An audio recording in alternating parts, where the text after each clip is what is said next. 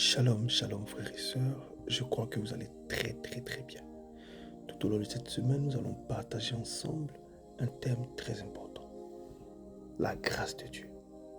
Qu'est-ce que la grâce de Dieu? La grâce est un thème récurrent de la Bible qui culmine au retour de Jésus dans le Nouveau Testament. Le thème traduit par grâce dans le Nouveau Testament vient du grec charis, qui signifie faveur, bénédiction ou même la bonté de Dieu.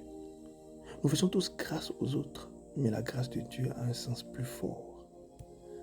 C'est la faveur divine imméritée. C'est Dieu qui choisit de nous bénir au lieu de nous maudire comme nous le méritions pour nos péchés. Notre verset d'ouverture dit qu'en effet, c'est par la grâce que nous avons été sauvés par le moyen de la foi. Et cela ne vient pas de nous, c'est le don de Dieu. Sa grâce envers nous est le seul moyen pour nous d'avoir une relation entre un père et son fils. La grâce a commencé à se manifester dans le jardin d'Éden, quand il a mis à mort un animal pour couvrir le péché d'Adam et d'Ève. Il aurait pu tuer le premier couple pour les châtier de leur désobéissance dès ce moment-là, mais il a préféré pourvoir à un moyen par lequel tous deux, puissent être réconciliés avec lui.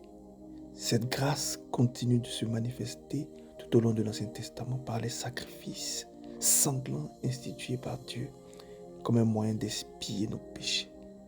Ce n'était pas là le sang des sacrifices qui purifiait les pécheurs, non, mais la grâce de Dieu qui pardonne à ceux qui mettent leur foi en lui. Alléluia.